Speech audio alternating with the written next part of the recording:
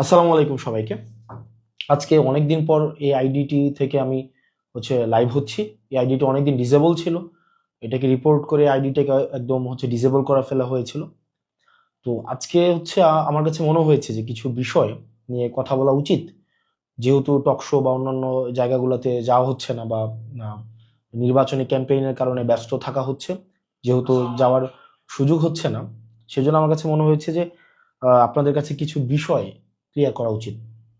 Number one, আপনি যদি গত 15-20 দিনের আপনার মিডিয়ার যে চরিত্র, মিডিয়ার যে আচরণ, সেটা যদি আপনি একটু দেখেন, কতটা বস্তুনিষ্ঠ অথবা কতটা নিরপেক্ষভাবে তারা কার্যক্রম পরিচালনা করছে, মানে তাদের যে আচরণটা, মিডিয়ার যে আচরণ, বিভিন্ন পত্রিকার আচরণ, মেইন স্ট্রিম মিডিয়ার যে আচরণ, তাহলে আসলে বাংলাদেশের মিডিয়ার চরিত্রটা সেখানে প্রকাশিত হবে। আপনি দেখবেন 5ই আগস্টের পরবর্তী সময়ে প্রত্যেকটা মিডিয়ায় যারা টকশো করে, এবং টকশোতে যাদেরকে আমরা প্রতিনিয়ত দেখি, আমরা প্রত্যেকটা মিডিয়া আমাদেরকে যেভাবে প্রশ্ন করেছে, প্রত্যেকটা বিষয়, আমরা টি শার্ট কোন জায়গা থেকে কিনি, কয় টাকা টি শার্ট কেনার টাকা পাইছে কই, খাওয়ার টাকা পাইছে কই, রিক্সায় ওঠার টাকা পাইছে কই, গাড়িতে ওঠার টাকা পাইছে কই, প্রত্যেকটা জিনিসকে যেভাবে প্রশ্নের মধ্যে হচ্ছে নিয়ে এসেছে, এবং মিডিয়াতে এগুলো নিয়ে কেউ রেস্টুরেন্টে খাইছে, সেটা নিয়ে ঘন্টার পর ঘন্টা টক শো হয়েছে। আপনার গত আপনার জাস্ট এই কিছুদিন আগ পর্যন্ত টক শো হয়েছে। অথচ এই মিডিয়ার চরিত্রটাই দেখেন, বা যারা টক শো করছে এখন বিভিন্ন মিডিয়াতে, তাদের চরিত্রটা দেখেন। গত 15-20 দিন ধরে আপনি দেখবেন না যে তাদের এই এই আলাপগুলো এখন আর টক শোতে আছে। আপনি দেখবেন বিএনপি জনাব তারেক জিয়া অনেকদিন পরে দেশে আসছেন, 17 বছর পরে দেশে আসছেন, তার ইনকাম নিয়ে কিন্তু কোনো আলোচনা নেই। এতদিন পরে উনি এসে আপনার উনার অর্থ কিভাবে সংস্থান হচ্ছে, উনার জীবন নির্বাহ কিভাবে হচ্ছে, উনি কিভাবে এত বড় শোডাউন দিচ্ছেন, উনার নিরাপত্তার যে অর্থ সেটা কোন জায়গা থেকে সংগ্রহ করা হচ্ছে, এই বিষয়গুলো কিন্তু নিয়ে কেউ প্রশ্ন করছে না। একজনও না, আপনি একটা ব্যক্তিকেও আপনি দেখবেন না সেগুলো নিয়ে প্রশ্ন করতে। আমার মনে আছে, সেটা অগাস্টের শেষের দিকে খুব সম্ভবত আমাদেরকে নিরাপত্তা দেওয়ার জন্য হচ্ছে পুলিশ দেওয়া হয়েছিল 2 জন বা 3 জন করে, সেটা ঢাকার বাহিরে। তো একটা জাস্ট একটা প্রোগ্রামে কোন একটা জায়গায়, তখন এই টকশোজীবীদের আমরা দেখেছি যে আহ, যে আপনার কি পরিমাণ উৎসাহ প্রকাশ করতে, যে রাষ্ট্রীয় অর্থ খরচ করে এভাবে নিরাপত্তা দেওয়া, বা এই অর্থ কেন সরকার বহন করবে।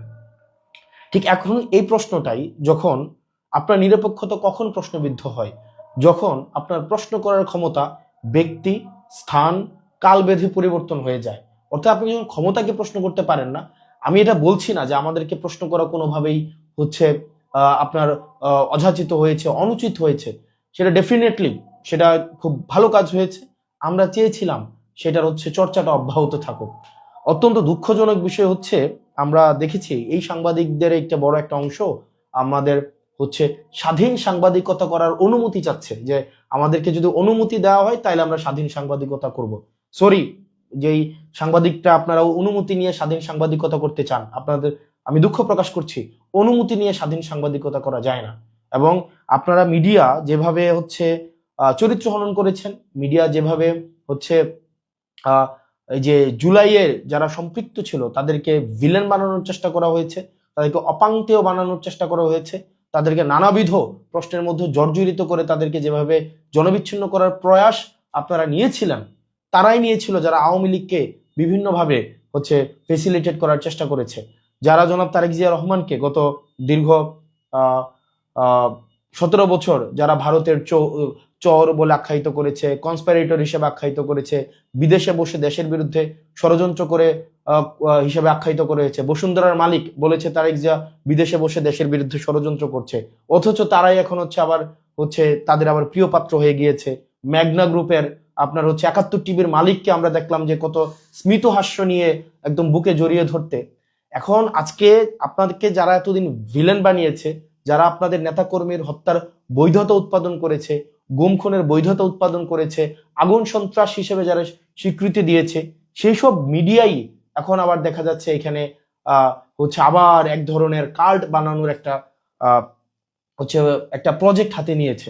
আমরা আপনাদেরকে এবার বলবো, আপনারা যারা নিরপেক্ষ সাংবাদিকতা করার চেষ্টা করেন বা যারা টক শোতে আপনারা যারা কথা বলার চেষ্টা করেন, আমি আপনাদেরকে রিকোয়েস্ট করবো, আমাদের সময় গত 1.5 বছর যেভাবে আপনারা প্রশ্ন অব্যাহত রেখেছেন, আপনারা এখন এই প্রশ্নগুলো অব্যাহত রাখুন।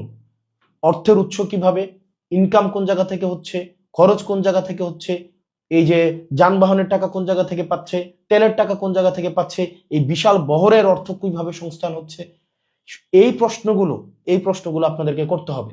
এই প্রশ্নগুলো যদি না করে শুধু যদি আপনি সিলেক্টিভ কোয়েশ্চেন করেন যে এই মানুষগুলোকে আমরা প্রশ্ন করবো, এই মানুষগুলোকে আমরা প্রশ্ন করব না, তাহলে আমার কাছে মনে হয় যে নিরপেক্ষ সাংবাদিকতা প্রশ্নবিদ্ধ হয়। এবং একই সাথে সাথে আপনি দেখবেন যে গত হচ্ছে আপনার কয় তারিখ, গত ঢাকা 17 আসনে নির্বাচন পরিচালনা করার জন্য 59 জন পেশাদার সাংবাদিক যারা বিভিন্ন মেইন স্ট্রিম মিডিয়ার সাথে জড়িত, তাদেরকে হচ্ছে বিএনপির ঢাকা 17 আসন নির্বাচন পরিচালনার জন্য একটা মিডিয়া টিম করা হয়েছে। এখন প্রশ্ন হচ্ছে, ওই সাংবাদিকরা যারা হচ্ছে বিভিন্ন মিডিয়ার সাথে যুক্ত, বিভিন্ন পত্রিকার সাথে যুক্ত, তারা কি সেখানে বিএনপির সাংবাদিক হিসাবে ফাংশন করবে নাকি নিরপেক্ষ সাংবাদিক হিসাবে ফাংশন করবে? এই প্রশ্নটি খুবই গুরুত্বপূর্ণ। কারণ আপনি যখন একটা পার্টির প্যাডে হচ্ছে সাংবাদিক চলে যাচ্ছে, একটা পার্টির প্যাডে সাংবাদিক হচ্ছে অন্তর্ভুক্ত হচ্ছে, সেটি আমার কাছে মনে হয় যে বস্তুনিষ্ঠতা কতটুকু হচ্ছে গণমাধ্যমের ভূমিকা থাকবে সেই বিষয়টি প্রশ্নবিদ্ধ। এবং এটা এটা একটা মানে এটা একটা যুগান্তকারী, মানে একটা দৃষ্টান্তমূলক একটা উদাহরণ হয়ে থাকবে যে সাংবাদিকরা যে কোনো একটা রাজনৈতিক দলের পেডে নির্বাচনী পরিচালনার জন্য সেখানে সম্পৃক্ত হয়। এটা সাংবাদিকদের জন্য একটা খুবই দৃষ্টান্তমূলক একটা হচ্ছে উদাহরণ হিসেবে তৈরি হয়ে থাকবে। প্রশ্নটা হচ্ছে, আপনারা ওই 59 জন সাংবাদিক আপনারা যারা আছেন, তারা কি বিএনপির পাস নিয়ে আপনারা নির্বাচন পরিচালনার আপনারা অবজার্ভ করবেন, নাকি হচ্ছে আপনারা ইলেকশন কমিশন থেকে আপনারা পাস নেবেন? এই বিষয়টা হচ্ছে আমাদের ক্লিয়ার হওয়া উচিত। এটা আমাদের জানার আমাদের অধিকার আছে। পরবর্তীতে গত মানে 1 সপ্তাহ ধরে যে বিষয়টি হচ্ছে আলোচিত হচ্ছে সেটা হচ্ছে ঋণ খেলাপি এবং হচ্ছে দ্বৈত নাগরিকদের মনোনয়ন দেওয়ার সম্পর্কিত। আমরা দেখেছি হরে ধরে ঋণ খেলাপিদেরকে, যেমন আসলাম চৌধুরী, উনি প্রায় 2100 কোটি টাকা, 1700 কোটি টাকা ওনার ঋণ খেলাপি আছে। তারপরে হচ্ছে আব্দুল আওয়াল মিন্টু, উনার ঋণ খেলাপি আছে। বিভিন্ন জনের এরকম ঋণ খেলাপি আছে। আমার আসনের একজনের ঋণ খেলাপি আছে। একটা ব্যাংকে আছে প্রায় 88 কোটি টাকা, 88 কোটি 56 লাখ টাকা। আরেকটা ব্যাংকে আছে 39 কোটি টাকা।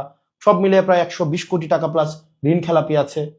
তো এই ঋণ খেলাপিদেরকে নিয়ে আসলে আপনারা কি চিন্তা করছেন? অর্থাৎ দেখেন, আপনি যখন ঋণ খেলাপিদেরকে আপনি সংসদে ঢুকাচ্ছেন, ঋণ খেলাপিদেরকে আপনি সংসদে অ্যাক্সেস দিচ্ছেন, দেখেন এখানে মানে কোনো আপনার আমাদের যেই ফেসিবাদ বিরোধী রাজনৈতিক যেই দলগুলো রয়েছে, প্রত্যেকটা রাজনৈতিক দলের একাধিক প্রার্থী রয়েছে প্রত্যেকটা আসনে।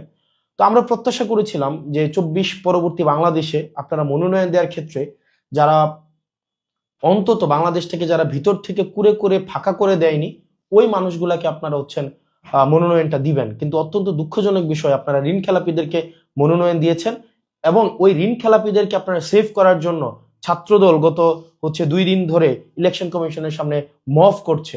মানে ছাত্রদল যে কাজটা করছে এটাকে আপনারা মব হিসাবে দেখবেন না। মানে ছাত্রদল যেটা করছে এটাকে ঋণ খেলাপিদেরকে সেভ করার জন্য তারা এই কাজটা করছে। মানে ঋণ খেলাপি এবং ঋণ খেলাপিরা এরা কি করবে, ওদের কাছ থেকে ওরা সংসদে যাবে, সংসদে গিয়ে ওরা আইন প্রণয়ন করবে। কাদের বাঁচানোর জন্য আইন প্রণয়ন করবে? ওরা নিজেদেরকে বাঁচানোর জন্য আইন প্রণয়ন করবে। অর্থাৎ ব্যাপারটা হয়ে গিয়েছে এমন যে আমরা শিয়ালকে মুরগির নিরাপত্তার দায়িত্ব দিচ্ছি, মানে যিনি চুরি করছেন তাকে আবার আমরা হচ্ছে দায়িত্ব দিচ্ছি যেন চোর ধরে। মানে এটা প্র্যাকটিক্যালি এটা কোনোদিনও পসিবল না। আমরা যতদিন না পর্যন্ত এই ঋণ খেলাপিদেরকে আমরা আইনের আওতায় নিয়ে না আসতে পারবো, ঋণ খেলাপিদেরকে আপনি আইন বানানোর দায়িত্ব তো আপনি কোনোভাবেই দিতে পারেন না। আমাদের বাংলাদেশটার এই যে একটা মানে ইমব্যালেন্স অফ পাওয়ার তৈরি হয়েছে, এটার কারণ হচ্ছে যারা পলিসি মেক করেছে এবং যারা পলিসি থেকে বেনিফিটেড হয়েছে তারা একটা জনগোষ্ঠী হয়ে গিয়েছে। পাওয়ার এবং হচ্ছে এখানে বিউরোক্রেসি, তারপর হচ্ছে বিজনেসম্যান এবং আইন প্রণেতা যখন একসাথে হয়ে গিয়েছে, তখন এখান থেকে হচ্ছে ফেসিবাদের হচ্ছে এখান থেকেই উৎপত্তি শুরু হয়েছে। আপনি দেখেন, যিনি ঋণ খেলাপি আপনি তাকেই হচ্ছে সংসদে পাঠাচ্ছেন আইন বানানোর জন্য। মানে এটা প্রত্যেকটা রাজনৈতিক দলের কাছ থেকে এই বিষয়ে একটা আপনাদের নীতিমালা হওয়া উচিত ছিল যে আপনারা খেলাপিদেরকে আপনারা সংসদে দেখতে চান না। এবং এই ঋণ খেলাপিরা দেশটাকে আপনি চিন্তা করুন, 17 বছর, 20 বছর, 25 বছর তারা ঋণ দেয় না, কিন্তু বিলাসী জীবনযাপন করে। এই ঋণের টাকাটা ঋণের টাকাটা কি ব্যাংকের টাকা? এটা আপনার আমার জনগণের, এটা হচ্ছে টাকা। আপনারা দেখেছেন যে এই টাকাগুলা তারা হচ্ছে এই ঋণ খেলাপিরা বিদেশে পাচার করে, এই ঋণ খেলাপিরা এই টাকাগুলো নিয়ে বিদেশে বিলাসবহুল জীবনযাপন করে, এবং বিদেশে বিলাসবহুল এই চুরির টাকা দিয়ে বিদেশে সন্তানদেরকে লেখাপড়া করায়, এবং ওরা এসে আমাদেরকে হচ্ছে বলে ব্লাডি সিটিজেন। মানে টাকা দেশ থেকে চুরি করবে, আবার হচ্ছে আমাদেরকে বলবে ব্লাডি সিটিজেন। মানে চুরি তো চুরি, তার উপরে আবার হচ্ছে সিনাজুরি। আপনার এই ঋণ খেলাপিদেরকে যদি আবার আপনারা প্রতিরোধ না করতে পারেন, এই ঋণ খেলাপিদেরকে যদি আবার আপনারা সংসদে ঢুকার হচ্ছে আপনি সুযোগ করে দেন, পথ তৈরি করে দেন, বাংলাদেশ আবার পশ্চাৎপদে একটা যাত্রা শুরু করবে। এবং এই ঋণ খেলাপিদেরকে আমাদেরকে হচ্ছে দমন করতে হবে। আপনি যারা জনগণ থেকে ঋণ নিয়ে সেই ঋণের টাকা পরিশোধ করে না, যারা একটা নির্বাচনকে স্রেফ তাদের ঋণ পরিশোধ করার উপর একটা উপলক্ষ হিসেবে নেয়, এই ধরনের জনপ্রতিনিধি আমরা বাংলাদেশে দেখতে চাই না। প্রত্যেকটা ঋণ খেলাপি যারা জনগণের থেকে টাকা নিয়ে এই টাকাটা ব্যাংকে কখনোই ফেরত দেননি। আপনারা হচ্ছেন ক্লাসিফাইড লোন হয়েছে আপনাদের, রিটার্ন অফ লোন হয়েছে আপনাদের জনগণের সামনে আপনাদের প্রতিনিধি হওয়ার কোনো ধরনের যোগ্যতা আপনাদের নাই। মানে ইটস ভেরি সিম্পল ইকুয়েশন। আপনি টাকাই দিচ্ছেন না, আপনি জনগণের টাকা মেরে দিচ্ছেন, আবার আপনি সংসদে যাবেন জনসেবা করতে। মানে এটা বাই কনফ্লিক্ট অফ ইন্টারেস্ট। একটা লোকের যখন 150 কোটি টাকা ঋণ থাকে, 1500 কোটি টাকা ঋণ থাকে, সে যখন আইন প্রণয়ন করতে যাবেন, সে কখনোই ঋণ খেলাপিদের প্রতি স্ট্রিক্ট সে কখনোই আইন প্রণয়ন করবে না। নেভার। আপনি লিখে রাখেন, এই ঋণ খেলাপিরা কখনোই ঋণ খেলাপিদের ধরার জন্য কখনোই স্ট্রিক্ট কোনো আইন প্রণয়ন কখনোই করবে না, কোনো অর্থনৈতিক পরিকল্পনাই নিবে না, যাতে করে ঋণ খেলাপিরা তাদের ঋণ হচ্ছে যথাযথভাবে পরিশোধ করতে পারে। এই ঋণ খেলাপিদেরকে জনগণ অবশ্যই বর্জন করতে হবে। এবং এই ঋণ খেলাপিদেরকে নিয়ে যখন কথা বললো, দ্বৈত নাগরিকদেরকে নিয়ে যখন কথা বললো, আমার সহযোদ্ধা আসিফ মাহমুদকে বিভিন্নভাবে অনলাইনে হেনস্থা করা হচ্ছে, আপনার বিভিন্নভাবে বিভিন্ন রাজনৈতিক দল থেকে হেনস্থা করা হচ্ছে। আপনারা আমাদেরকে কমেন্ট সেকশনে, আমি আজকে পর্যন্ত এই মুহূর্ত পর্যন্ত আমি কখনোই কমেন্ট সেকশন অফ করি নাই, নেভার, কখনোই কমেন্ট সেকশন অফ করি নাই। এটা আমার সহনশীলতা এবং পরমত সহিষ্ণুতার পরিচয়। আজকে পর্যন্ত আপনি আমাকে যত গালি দিয়েছেন, এখানে প্রত্যেক দিন আপনারা যত ইচ্ছা আমাকে গালি দিতে পেরেছেন, আমি কখনোই সেটা রিপ্লাইও করি নাই, এবং সেটাকে আমি কখনো ব্লকও করি নাই, এবং আমি আমার কমেন্ট সেকশনকে কখনোই আমি অফও করি নাই। আমি সেই পরমত সহিষ্ণুতা আপনাদেরকে দেখিয়েছি। আপনি যত ইচ্ছা গালি দিতে পারেন, আপনি যত ইচ্ছা আমাকে যা ইচ্ছা নেতিবাচক বলতে পারেন, কিন্তু দিন শেষে যেটা সত্য, সেই সত্যটা আমরা বলবোই। কারণ বাংলাদেশের কেউ আমাদের কাছে 100 টাকাও আমাদের কাছে পাবে না। কেউ বলতে পারবে না যে আমাদের কাছে 100 টাকা ঋণ পায়। কেউ বলতে পারবে না যে আমরা কারো কাছ থেকে হচ্ছে জনগণের টাকা মেরে দিয়েছি। একজনও বলতে পারবে না। যারা জনগণের টাকা মেরে দিয়েছে, যারা জনগণের টাকা দিয়ে বিদেশে বিলাসী জীবনযাপন করে, তাদের সন্তানদেরকে নিরাপদে জনগণের টাকা দিয়ে বিদেশে পড়াশোনা করায়, তারা দেশে এসে আবার হচ্ছে এখানে জমিদারি খাটাবে, এই বাংলাদেশ আমরা দেখতে চাই না। নেভার। এই বাংলাদেশ আমরা কখনোই দেখতে চাই না। ঋণ খেলাপিদেরকে কোনোভাবেই আমরা সংসদে আবার ঢুকতে দিব না। নেভার, কোনোভাবেই আমরা সংসদে ঢুকতে দিব না। যারা লজ্জা হওয়া উচিত, এটা লজ্জা হওয়া উচিত। মানে যারা ঋণ খেলাপি, আপনি ভাই জনগণের টাকা দিচ্ছেন না, আপনি আবার হচ্ছে সংসদে যায় জনসেবা করবেন, আপনার তো লজ্জা থাকা উচিত। পরবর্তীতে হচ্ছে এবং সরকারকে, অন্তর্বর্তীকালীন সরকারকে এবং হচ্ছে নির্বাচন কমিশনকে এবং হচ্ছে আদালতকে এই বিষয়ে কঠোর ভূমিকা আপনাদেরকে পালন করতে হবে। কঠোর ভূমিকা পালন করতে হবে যে ঋণ খেলাপিরা যেন কোনোভাবেই আইন কানুনের ফাঁকফোকর দিয়ে কোনোভাবেই সংসদে না যেতে পারে। আপনার নির্বাচন একটা অযোগ্য একজন ব্যক্তি, যার টাকা নাই, অর্থ নাই, যে হচ্ছে জনগণের কাছে যে হচ্ছে দায়বদ্ধ, সে আসছে জনসভা করতে আমাদের। পরবর্তীতে হচ্ছে আমাদের যে যারা গতকাল আন্দোলনের মধ্য দিয়ে আপনারা সাস্টের নির্বাচনটাকে আপনারা পিছাই দিলেন, মানে এর থেকে বাজে ডিসগ্রেসফুল একটা এক্সাম্পল এই ছাত্রদল যে কাজটা করেছে, বিএনপি থেকে যে কাজটা করা হয়েছে, এর থেকে বাজে উদাহরণ আর কোনোভাবে আর তৈরি হয় না। আপনারা এই নির্বাচনকে ক্রমশ আপনাদের নির্বাচনে ভরাডুবি হয়েছে, ছাত্রদলের হয়েছে, ছাত্র শক্তির হয়েছে, কিন্তু জনগণ বা শিক্ষার্থীরা যাদেরকে বেছে নিয়েছে তারাই শিক্ষার্থীদেরকে প্রতিনিধিত্ব করবে, সিম্পল। এবং শিক্ষার্থীদেরকে আপনাদের ভোট বঞ্চিত করার কোনো অধিকার আপনাদেরকে নেই। আপনারা এই নির্বাচন কমিশনের সামনে আপনারা হচ্ছে একটা মব ক্রিয়েট করেছেন according to your language, according to the language you are constantly using যে মব। আপনারা গণতান্ত্রিক আন্দোলনকে বা আপনাদের এই আন্দোলনগুলোকে আপনারা হচ্ছে মব বলে আপনারা সবসময় বলেন। তো আপনাদের মবের ভাষায় আপনারা গত 2 দিন ধরে মব করলেন, মব করে হচ্ছে আপনারা আপনারা নির্বাচনটাকে হচ্ছে আপনারা বন্ধ করে দিলেন। শাস্ত্রীয় শিক্ষার্থীরা যাদের গার্ডস আছে, যারা হচ্ছে সত্যের পক্ষে থাকে আমরা বিশ্বাস করি, তারা রাস্তায় নেমে আসবে এবং নির্বাচনটা যেন হয় সেই ব্যবস্থা তারা নিশ্চয়ই করবে।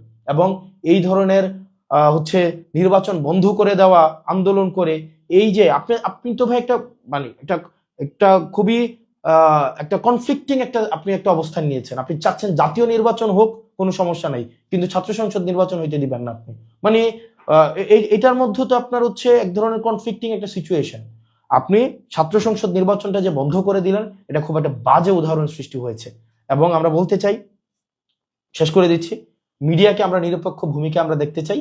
মিডিয়া যেভাবে আওয়ামী লীগকে যেভাবে কাল্ট বানিয়েছে, ঠিক একভাবে আপনি গত 20 দিনের যেই তাদের হচ্ছে মিডিয়ার যে চরিত্র, টকশোর যে টপিক চয়েস, এগুলা দেখলে আপনারা বুঝতে পারবেন যে হচ্ছে আপনার যে মিডিয়া কিভাবে আবার হচ্ছে মানে আওয়ামী স্টাইলে হচ্ছে আবার হচ্ছে বিভিন্ন জায়গায় বিভিন্ন ভাবে হচ্ছে আবার একটা কাল্ট বানানোর প্রজেক্টে আপনার নেমে পড়েছে। এবং ঋণ খেলাপি এবং দ্বৈত নাগরিকদেরকে, বিশেষ করে ঋণ খেলাপিদেরকে আমরা কোনোভাবে আমরা সংসদে দেখতে চাই না। এবং সাস্টের যে নির্বাচনটা হয়েছে, নির্বাচনটা বন্ধ করে দেওয়া হয়েছে, এটা খুব বাজে উদাহরণ হিসেবে তৈরি হয়ে থাকলো। এবং যারা বিশ্ববিদ্যালয়ের শিক্ষার্থী আছেন, শাস্ত্রের যারা শিক্ষার্থী আছেন, আমরা বিশ্বাস করি আপনাদের ন্যায্য অধিকার, ভোটের অধিকারের জন্য আপনারা হচ্ছেন সেটির হচ্ছে গণতান্ত্রিক প্রক্রিয়া, সেটির আপনারা প্রতিবাদ জানাবেন। এবং আমরা বিশ্বাস করি যথাসময়ে হচ্ছে নির্বাচন আপনারা আদায় করে ছাড়বেন। এভাবে ইলেকশন কমিশনকে জিম্মি করে নির্বাচন বন্ধ করে দেওয়ার যে উদাহরণ সৃষ্টি হলো, সেটার বিরুদ্ধে আমি দৃঢ়ভাবে বিশ্বাস করি শাস্ত্রের শিক্ষার্থীরা প্রতিরোধ করবে। আমি দৃঢ়ভাবে বিশ্বাস করি জনগণ এই ঋণ খেলাপিদেরকে বয়কট করবে। আমরা আবার সালমান এফ রহমানদেরকে আমরা দেখতে চাই না। আমরা দেখতে চাই না যে হচ্ছে সিঙ্গাপুরে গিয়ে আবার তৃতীয় ধনী হিসাবে আজিজ খানদের মতো কোনো মানুষ। আমরা সালমান এফ রহমানরা যেভাবে দেশ থেকে বিদেশে টাকা পাচার করেছে, সামিট গ্রুপ আমরা আবার দ্বিতীয় দেখতে চাই না। কিন্তু আমরা দেখতে চাচ্ছি যে আবার হচ্ছে নতুন নতুন সালমান এফ রহমান, নতুন নতুন সামিট গ্রুপের মালিক, নতুন নতুন আজিজ খান আবার রাষ্ট্রীয় পৃষ্ঠপোষকতায় আবার আবির্ভূত হচ্ছে। তো সেই জায়গা থেকে আমরা বিশ্বাস করি জনগণ সেই জায়গায় সচেতন থাকবে এবং সেটির হচ্ছে আপনার জবাব জনগণ দিবে। এবং দিন শেষে আপনারা যারা ঋণ খেলাপিদের পক্ষ নিচ্ছেন, আপনারা আপনাদের বিবেককে প্রশ্ন করুন। আপনারা যারা ঋণ খেলাপিদের পক্ষে নিচ্ছেন, আপনারা আপনাদের বিবেককে প্রশ্ন করুন। নেতার পিছনে আপনারা শ্রম দিচ্ছেন না, নেতার পিছনে আপনি আছেন, নেতার পিছনে আপনি কর্মী হয়ে থাকেন, কিন্তু নেতা আপনাকে ব্লাডি সিটিজেন হিসেবে মনে করে। নেতা কখনোই আপনাকে মনে করে না যে আপনি একজন নাগরিকের পর্যায়ে আপনি পৌঁছাইছেন। নেতা আপনাকে চাঁদাবাজ মনে করে, নেতা আপনাকে মনে করেন আপনি হচ্ছেন মায়ার একটা চাঁদাবাজ। এবং এই আপনার টাকা দিয়েই নেতা তার সন্তানকে বিদেশে রেখে পড়ায় আর বিদেশে বিলাসী জীবনযাপন করায়, আর আপনাকে দিয়ে রাজনৈতিক কর্মকাণ্ড করায়, আপনাকে দিয়ে মারামারি লাগায়, আপনাকে দিয়ে রাস্তা বন্ধ করায়, আপনাকে ব্যবহার করে, আপনার ভবিষ্যৎ ব্যবহার করে, আপনার কেরিয়ার ব্যবহার করে। অথচ নেতার নিজের সন্তানের ভবিষ্যৎ কিন্তু সিকিউর রাখে, বিদেশে পড়াশোনা করাবে। এবং আপনি নেতার পিছনে খাটবেন, নেতার পিছনে খেটে খেটে আপনি যারা ওই যে ঋণ খেলাপিদের পক্ষ নিচ্ছেন, আপনি ঠিকই নেতার পিছনে খাটবেন, নেতাকে চাটবেন, নেতার পা চাটবেন, কিন্তু চাটতে দেখবেন আপনার জিভা ক্ষয় হয়েছে, বয়স চলে গিয়েছে। এবং ওই সময়ে বাই দ্য টাইম নেতা তার সন্তানকে বিদেশে রেখে আবার বিদেশ থেকে নিয়ে এসে আপনার উপর বসাই দিবে। নেতার ছেলে আবার নেতা হয়ে যাবে, আপনি আবার নেতার ছেলের পিছনে আবার ঘুরবেন। নেতা দেখা যাবে এই যে একটা কন্টিনিউয়াস প্রসেস। আপনি আমাদেরকে ট্রল করে, আপনি আমাদেরকে গালি দিয়ে আপনি আমাদেরকে থামাইতে পারবেন না, কারণ আমরা একটা রূঢ় সমাজ বাস্তবতে আমরা বড় হয়েছি এবং সবচেয়ে প্রতিকূল সময়ে আমরা বিশ্ববিদ্যালয়ে পড়াশোনা করেছি। সুতরাং আপনি আপনার জায়গা থেকে মানে আপনি যতভাবে আমাদেরকে দমানোর চেষ্টা করেন সেই জায়গায় আপনি পারবেন না। নেতার পিছনে খেটে খেটে আপনি চামচাই থাকবেন এবং আপনার বিবেককে প্রশ্ন করেন। আপনি একজন ঋণ খেলাপিকে সমর্থন দেওয়ার জন্য, এটা চোর, মানে ঋণ খেলাপি শুনতে অনেক সুন্দর লাগে, এটা চোর, ব্যাংক চোর। মানে যারা ব্যাংক চোর, জনগণের টাকা চুরি করে দেয়, মানে কেউ হচ্ছে একদম সরাসরি পকেট মারি করে, আবার কেউ হচ্ছে বাড়ি থেকে টাকা চুরি করে, কেউ ব্যাংক থেকে টাকা চুরি করে, হচ্ছে কি এলিট শ্রেণীর চোর। এরা হচ্ছে চোর, এদের লজ্জা হওয়া উচিত। এই চোরগুলা ব্যাংক থেকে টাকা চুরি করে করে হচ্ছে নিজের ছেলে মেয়েদেরকে এবং পরিবারকে বিলাসী জীবনযাপন করায়। ওদের লজ্জা হওয়া উচিত এই ব্যাংক চোরদেরকে। এই ব্যাংক চোর এবং হচ্ছে এই যে জনগণের টাকা যারা চুরি করে, আপনারা যারা এদের পক্ষ নিচ্ছেন, নিজেকে একবার চিন্তা করে দেখেন তো। আপনার সন্তান কিন্তু ঠিকই প্রাইমারি স্কুলে পড়ে, আপনার ছেলেকে কিন্তু ঠিকই দুবাই গিয়ে হচ্ছে কামলা দিচ্ছে আমার বাপের মতো, আপনার ছেলে হচ্ছে ঠিকই ওমান, দুবাই, কাতার, সৌদি আরব যাচ্ছে। আপনি দেখা যায় বয়স হলে ওরে স্যার বলতে হয়। নেতার পিছনে খাটতে খাটতে চারটে চারটে জুতা শেষ হয়ে যায় এবং জিহ্বাও ক্ষয় হয়ে যায়, কিন্তু নেতার ছেলে ঠিকই আবার ঘুরে এসে আপনার নেতা হয়ে যায়। তো এই গোলামের জীবন আর কতদিন? এই মনস্তাত্ত্বিক ভাবে আর কতদিন গোলাম থাকবেন? ভাই, মনস্তাত্ত্বিক ভাবে এই গোলামি বর্জন করে আপনি আপনার জায়গা থেকে সরব হন এই চোরদের বিরুদ্ধে, এই জাতীয় চোর, এই এলিট চোরদের বিরুদ্ধে, যারা স্যুট বুট পরে, সুন্দর সুন্দর পায়জামা পরে, দামি দামি জুতা টোতা পরে, বডি স্প্রে লাগায় আমাদের সামনে আসলেই আমরা মনে করি যে সে অনেক বড় নেতা হয়ে গেছে। এগুলো আপনার আমার চুরি করা টাকা দিয়ে সে এগুলা কেনে। আপনার আমার যে টাকাগুলা, এগুলা ব্যাংকে রাখা ট্যাক্সের টাকা, সেগুলো তারা চুরি করে তারা হচ্ছে বিলাসী জীবনযাপন করে, একদম গাড়ি করে সামনে এসে একদম করে। এই চোরদের বিরুদ্ধে আমাদের প্রতিবাদ থাকতে হবে। আর এই গোলামি থেকে যদি আমরা মুক্ত না হই, গোলামির চিন্তা থেকে, আপনি চিন্তা করেন, মানে সে তো চোর, এই চোরের গোলাম হচ্ছেন আপনি। মানে আমরা যখন এই এই ঋণ খেলাপিদের পক্ষে অবস্থান নেই, একবার চিন্তা হয় না?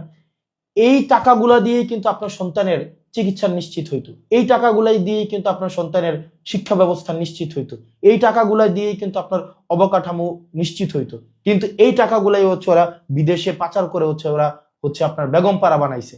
আপনার নেতাকে কখনোই কষ্ট করে কম দামি জামা কাপড় পরে, কখনো বিলাসবহুল জীবনযাপন করে ছুটিতে যায় থাইল্যান্ড, অস্ট্রেলিয়া, সিঙ্গাপুর, ঠিকই কিন্তু ছুটিতে ওখানে বেড়াইতে যায়। কিন্তু আপনি দেখেন, আপনার যেই কপাল এই কপালই থাকে, গোলামের কপাল। এই কারণে জাতি হিসাবে যদি মন থেকে আপনি গোলামি মুক্ত না হইতে পারেন, আপনার গোলামি যদি বিসর্জন দিতে না পারেন, আর নেতাকে এভাবে চাপতেই থাকেন, নেতার পিছনে যদি এভাবে খাটতেই থাকেন, এবং নেতাকে এই চোরের পিছনে, যারা চোর আছে কিছু, এই ঋণ খেলাপি চোর, বড় বড় চোর, এই চোরের পিছনে যদি যান জীবন দিয়ে দেন, এটা হচ্ছে আপনার মনস্তাত্ত্বিক গোলামি। এবং এটা গোলামির জীবন 100 বছর বাঁচার থেকে একদম নিজের মতো করে আত্মবিশ্বাসের সাথে 1 মিনিট বাঁচা বেশি সম্মানের। গোলামের পিছনে, চোরের পিছনে, ঋণ খেলাপিদের পিছনে 100 বছর গোলাম হয়ে বাঁচার থেকে আত্মবিশ্বাসের থাকে নিজের ইনকাম করা 100 টাকার উপরে বেঁচে থাকা, 1 মিনিট বেঁচে থাকা অনেক বেশি সম্মানের। তো জাতি হিসাবে যদি গোলাম না হইতে চান, এই চোরের পিছনে শ্রম দিতে না চান, এই ঋণ খেলাপি চোর, ব্যাংক চোরদের বিরুদ্ধে আপনারা অবস্থান নেন। ইনশাল্লাহ আমরা, জনগণ যাকে ভোট দিয়ে নির্বাচিত করুক না কেন, আমরা ঋণ খেলাপিদের জন্য পরবর্তী বাংলাদেশ আমরা হারাম করে দিব। বাংলাদেশ আর সালমান এফ রহমান হইতে আমরা দিব না। বাংলাদেশকে আজিজ খানদের হাতে আর তুলে দেওয়া হবে না। নতুন করে যারা আব্দুল আওয়াল মিন্টুদের মতো এলিট ব্রিডরা এসে আমাদেরকে যারা হচ্ছে আবার ওইখানে হচ্ছে আপনারা হচ্ছেন বর্জ্য, আমরা হচ্ছে প্রলেতারিয়েত, এইভাবে আপনি দৃষ্টিকোণ থেকে দেখবেন, আপনাদের হাতে আর বাংলাদেশ তুলে দেওয়া হবে না। সুতরাং এই ঋণ খেলাপি চোর, এই ব্যাংক চোরদের ব্যাংক ডাকাতদেরকে আপনারা হচ্ছেন প্রত্যাখ্যান করেন, আর গোলামের মানসিকতা বাদ দেন।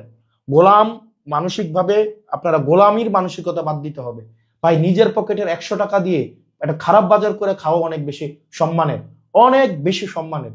গোলাম হয়ে পিছু পিছু ঘোরার থেকে নেতার পিছু পিছু ঘুরলাম, সারাটা জীবন দিলাম, কেরিয়ারটা নষ্ট করলাম নেতার পিছনে পিছনে ঘুরে, আবার দেখা যাবে 20-25 বছর পরে নেতা আবার তার ছেলেকে আইনা আমার উপর আবার নেতা বানাই দিচ্ছে। লজ্জা হওয়া উচিত আমাদের লজ্জা হওয়া উচিত, আমাদের লজ্জা হওয়া উচিত। ভালো থাকেন, সুস্থ থাকেন। আর মিডিয়া আপনারা হচ্ছেন দেখি ইতিহাস বিচার করে, ইতিহাস সময় টেলিভিশনকে বিচার করেছে, 71 টেলিভিশনকে বিচার করেছে, ইতিহাস হচ্ছে বিভিন্ন টেলিভিশনকে বিচার করেছে, বিভিন্ন সাংবাদিকদেরকে বিচার করেছে। সমস্যা নাই, আপনারা হচ্ছে আবার সেটেল করে, আবার ব্যাকডোর হচ্ছে কম্প্রোমাইজ করে হয়তো আবার যার যার জায়গায় হয়তো ফেরত গিয়েছেন, যাচ্ছেন, এগুলো কিচ্ছু আসে যায় না, কিন্তু ইতিহাসের দায় থেকে কেউ মুক্ত হবেন না। ধন্যবাদ, সালাম আলাইকুম।